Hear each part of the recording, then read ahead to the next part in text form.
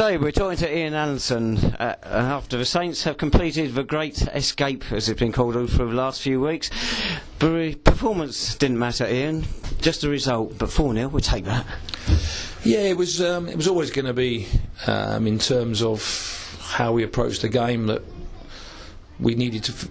I felt we needed to win the game to get the 3 points, but with what was going on around us, it was also, you're not sure whether a 0-0 or a defeat could even... I mean, it ends up that a defeat today would have still stayed up. So, but I felt the players approached it absolutely fantastically well, and we took our chances at good times. Obviously, the pressure's on Dartford to come out and try and beat us sort of by 5 clear goals. So we knew if they did that, they might leave themselves a little bit exposed at the back, and it was about us being more patient than we've probably been in the last couple of weeks, and I felt it paid off for us. Did you feel that first half was a bit like Wealdstone? We got a goal ahead and we just couldn't get that second one before half time? Yeah, it's always going to be a bit cagey, and you've got to give them a bit of credit. They're probably the best team in the league that can handle what we've been doing in the last 10 games. They've got some big players, they've got some conference players, and I know Tony very well and spoke to him a lot in the summer when I was at Boreham Wood and got into the conference on what he found, and a lot of it was about set pieces and a lot of it was about defending your own goal. So he's got big players there that can defend them areas, and I thought they did it very, very well. Even though we've had one cleared off the line, we've had a couple of chances, our keepers made some good saves, but I felt once we got the second goal we really settled down in the second half and played some good stuff. You talk about a keeper there. There were some soft goals in there as well, but we didn't care how they came today. Well, that's life at the end of the day. I've lost Michael Falacita on Tuesday night. Charlie McDonald's been outstanding for me today, and he's only 60-70% fit, and we've really had to patch ourselves up today. The squad really got tested over the last sort of 2 or 3 weeks, but everybody's put a shift in for us, and as I say, people like Charlie, who's at 35 now, and he's just gone and put an unbelievable shift in for us with a groin injury, and he hasn't trained for the last 3 weeks. All we've done is had him on the treatment bed, and he's still gone out there and put a shift in every single game because he's wanted to do it for the team, and obviously it showed today because I felt his performance was outstanding for us. The Dartford manager said during the week they're going to come here and try and get the goals, but going one down fairly early on, that put them out the reckoning, and certainly in the second half their heads went down. Yeah, it's always going to be difficult because any team's got to go and beat somebody by 4 or 5. How do you approach it? It's a difficult situation to be in. It's like over a 2-legged game where you've lost the first leg sort of 3 or 4, and you've got to go and get 5 in the second game. So it's always going to be tough. But again, I'm no disrespect to Tony or Dartford. I couldn't worry about that. It was how we planned and prepared. Obviously Tuesday night we've changed a lot of players around, and the boys put a good shift on Tuesday, but it was all about today for me. We had to make sure we planned and prepared. Truro did a job for us on Thursday night by getting points at Havant, so it's back in our hands, and as long as if we'd have won 1-0 today, and I don't care how we played it, at the end of the day it's about winning football at this stage of the season, and we've managed to get over the line. Everyone's aware of this astonishing run we've had under you. Is it 1 defeat in 10 for the final quarter of the season? A great run. But not only that, we've had, 2 6-0s, a 4-0, 3-0. We haven't scraped our way out of trouble. No, we haven't. And as I said to you before, some of the stuff has been a little bit ugly in terms of the way we're going to play football. But as you've seen today, the pitches took a bit of a hammering this year, sort of 80 games on it. It was played very, very firm in the first half. So we've used Lee's long throw, and it's worked for us again today. But also the set pieces, we've worked hard on set pieces, and we've got some big players in there, and James Kolotsky, I brought him in sort of 3 or 4 weeks ago. He scores big goals for us, and he's done it again today. Ben Martin scored goals for us. Louis has come in and scored 22 goals for us this season, but I think he's got about 8 or 9 in the last sort of 10 games. So, it's Michael Falacita today because he's come in and done a great shift for us over the last couple of weeks, but unfortunately he picked a hamstring injury up on Tuesday, and we threw him on the bench today. That if we had to do something with 10 minutes to go, we'd have just thrown him on and see where we'd have got to. But fortunately I didn't have to use him. The players that you've done it with, they're pretty much the players you had when you arrived at the club, which makes the turnaround even more incredible. Well, there's some good players here, and that was the good thing about it, and I think everybody looked at the side and looked at the team and felt that the players had probably underachieved, whether they'd lost their confidence, which you probably had have done. The performance, and you spoke at length about the performance at Bath. It was quite a scary performance there, because I'm looking after that game that I've got to probably change 5 or 6, and I wouldn't have enough time to do it. So you look at it and you think, well, we're relegation fodder here because of the way we played that day. We didn't look like we had a goal in us. I don't think we got a corner that day, and it was very, very frustrating. So we just went back to basics really. Let's go and work hard, go and get players to play in certain systems, and play to their strengths. And fortunately with the 6-0 win against Whitehawk, I think it gave everybody their confidence back very, very quickly.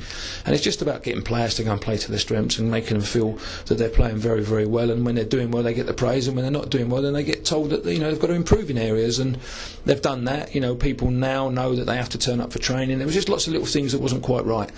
We put that in place, and hopefully we've seen the rewards, especially over the last 10 games, as I say, to go and win 7 games, draw 2 and lose 1. And the only game I think we lost was Maidstone, and in that game we could have got something out of it. So the players have been absolutely outstanding, because they've listened to what we've tried to teach them. They've got their heads down, they've worked extremely hard, and they've got their rewards. Our last home game, we had a crowd just over 700. You expressed your delight at that one. Over 1,300 today. But that's what I said after the game to the players. The potential at this football club is amazing. We're in a relegation battle, and the one thing there is that it's not a celebration. Enjoy the evening, but for me it's not a celebration. It's about planning and preparing now for next season, because I certainly don't want to be in a situation where for the last 10 games I'm fighting a relegation battle.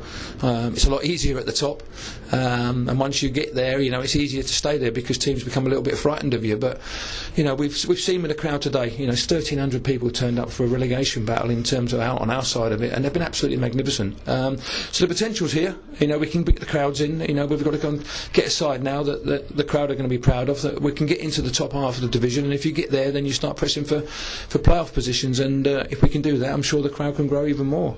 You say you don't want a relegation battle. A lot of those fans were chanting, we're going to do a Leicester, and you look at the record with these players, people are going to be looking at us next year. Well, next year's 4 months away at the moment, so the first thing I've got to do is sit down. The biggest thing and the hardest thing is not knowing what league we was going to be until today, so you can't plan or prepare. We couldn't plan any pre-season friendlies, because the teams that want to play us might be in the same league as us, so it's been very, very difficult, because we've just got to keep our feet firmly on the ground. I've got a meeting on Wednesday night with the owners to discuss what we're going to be doing next year in terms of the playing budget, and then I can speak to the players after that. So it's been very, very difficult in terms of where we've been and what we've got to do. So hopefully in the next sort of 7 to 10 days it's going to be quite busy. We're going to work hard on what we're trying to do, and then see where we are, see what we've got in what terms. Some of the players might say they want to leave, some players might not want to be here next season, and that's things I've got to sit and discuss with them. Some of the players we might want to keep that might want to leave, so it's about me discussing with them in terms of me wanting them to keep them. There's also some players there that might decide that they want to move on to a different league, different club, or a different sort of style in what they want to do. So we'll discuss that over the next, as I say, 7 to 10 days, and see where we are, and then we'll see what players we can bring in. There's also 2 or 3 players hopefully that I know might want to come, and but that will be decided over the, as I say, the next sort of 7 to 10 days, and right throughout the summer, because some good players out there might become available once we get into June. That's very reassuring that you're talking to the owners about next season and players for next season as well. But people are going to look at your record at Bournemouth and look at the astonishing job you've done here. Might have some clubs knocking on your door, Ian. Well, as I said before, there's nothing I can do about that. It's about all I can kind of try and do is do what I do. And that's the management side of it. It's took me a long time to get to Bournemouth. I was scraping around at Stopfold sort of 10 years ago, though we won the league and we had a good side on £400 a week budget, and then from that side of it, I got the opportunity to go back to Bournemouth and was given a tough task, but the chairman there supported everything I wanted to do, and in 10 years we took them from Ryman Division 1 North, though we stayed up through the Halifax demise. We ended up getting into the conference. Unfortunately, the decision to go full time at the time there just wasn't right for me, and it's just something that I feel I've missed out on. But coming here has been a breath of fresh air for me. I've really enjoyed it. As I say, I've been just left to get them do what I want to do in terms of the playing side of things, and it's been excellent. And if we can continue doing what we've done there, continue getting the players in to make the squad slightly stronger. We've got some good players here, we know that, and if we can nurture them players and bring some players in with them, then I see no reason why we shouldn't have a better season next year. But I'm not going to make any predictions in where we're going to be or what we're going to do, because football's got a great habit of kicking you when you feel you've actually made somewhere that they let you know that you're not quite as good as what you think you are. So we have to learn from them things. Getting back to today, what did it feel like for you as the goals were going in and our safety was getting ever closer? I think from the other side of the pitch I heard you calling, don't take your foot off the pedal at 3-0. Well, it's just something that I've always been like that. I just want us to finish the game off, and I don't want players. Just in terms of them getting a goal and us panicking, and I didn't want that to happen. At 3-0 we're going to get a 4th and a 5th and a 6th, and that's the way I've always been. At 3-0 they get a goal and get make it 3-1, gives them a little bit of confidence, and they start to rise to the occasion. And we could start with a little panic up. You see us at Hemel, and you see us against Concord here at 2-0 up. One goal brought a panic up into the side, and we've got to make sure that we don't have that. So, and it's all about setting standards, and I believe in that. And some of the players here have set some fantastic standards, but don't take your foot off the pedal at any stage in any game, because, as I keep saying to you, football will kick you, and it'll kick you hard, and it'll make you suffer and be punished for it. So we have to learn from that, and it's all about good habits, and I think a lot of the players have learnt the good habits, and they've been excellent in the way we've been for the last, as I say, 10 games. But it's been a tough 10 games. In this little time that you've been at a club, little as a quarter of a season, can you pick out one player in particular to give as a manager's player of the season?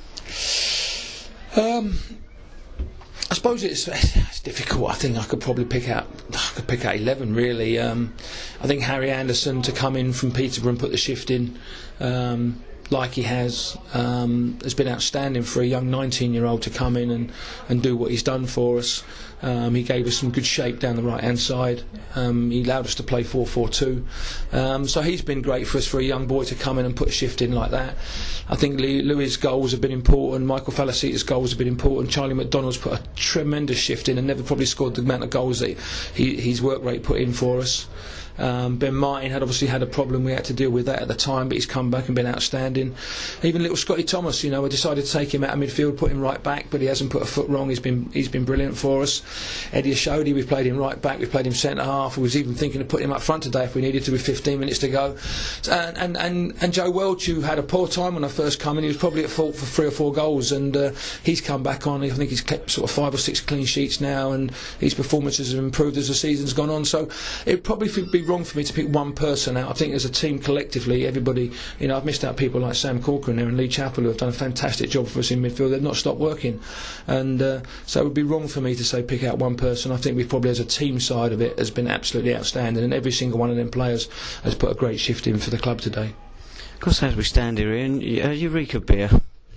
Yes, captain Sam Corcoran decided to throw a bottle of I think it was Asti Spumante, because everything I'm doing at the moment sticks, so if champagne it wouldn't have stuck as mad. But as I said to the players there, for me it's not, it's enjoy the night, but we've just escaped a relegation battle, so it's not about celebration today for me. It's about enjoying the night and enjoying the fact that we've stayed up, but now we have to make sure we don't end up in this position again. And the fact is, next year, if we can do it, let's be celebrating by achieving something really good.